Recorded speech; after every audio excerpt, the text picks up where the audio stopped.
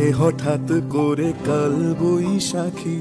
চৈত্রের শেষ বেলা পাতা ওড়ে নাকি, গত বছরের মায়া ভেঙে যাবে বলে,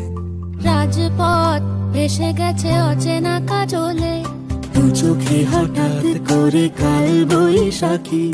চৈত্রের শেষ বেলা পাতা ওড়ে নাকি, গত বছরের মায়া ভেঙে যাবে বলে,